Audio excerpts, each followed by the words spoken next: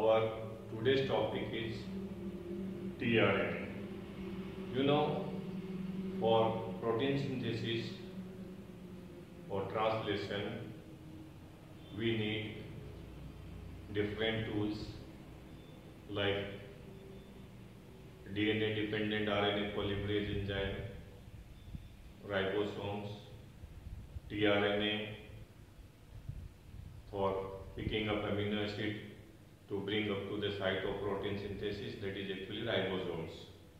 So tRNA is also known as adapter molecule.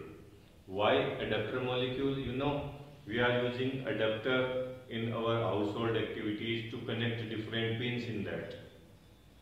Like we have a socket of bulb and we want to connect another pin, so we use adapter. Similarly, we use multiple pins as an adapter in our household activity. So same way, this RNA also serve as the function of adapter during translation, protein synthesis. Actually, it make a connection between mRNA and amino acids and enzymes which are involved in the process. So this mRNA was actually having only the codons information which protein has to be synthesized for that protein, which amino acids are needed.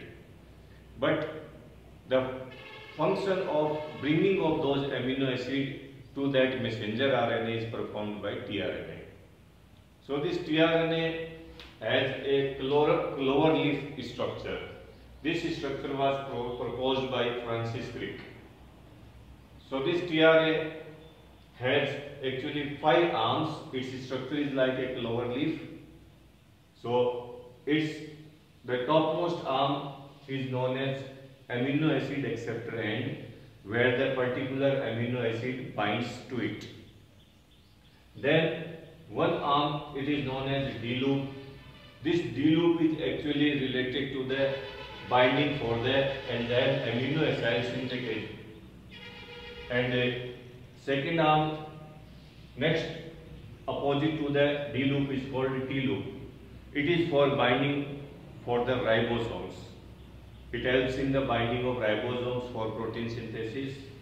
And then one arm, variable arm, and the main part, that is known as anticodon loop. The lower arm or lower part, lower end of the tRNA is called anticodon loop. This anticodon loop has anticodons present on its tip and which bind to the particular codon present on the mRNA.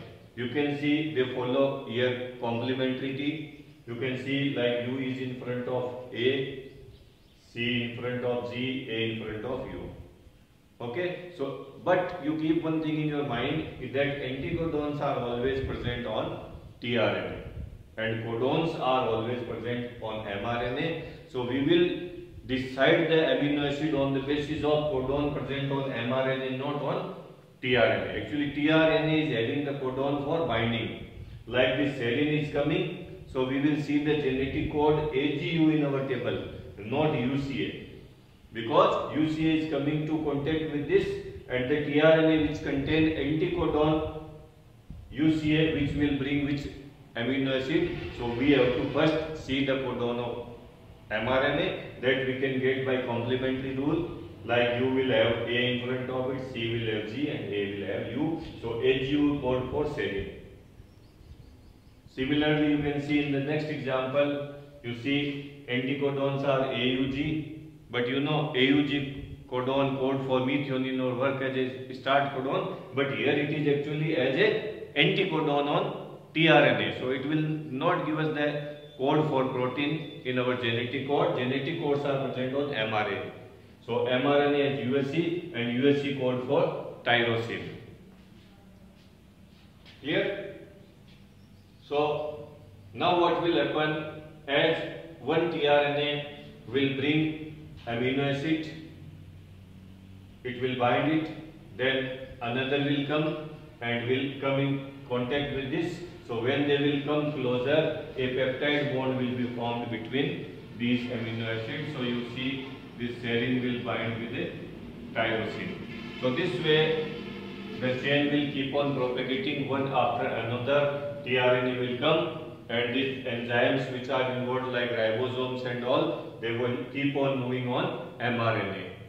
And when the stop codons will come, these all will separate from mRNA, and the amino acid which is in chain, or we can say that protein which is synthesized, will get released in the cytoplasm. So this way tRNA helps as an adapter molecule during translation.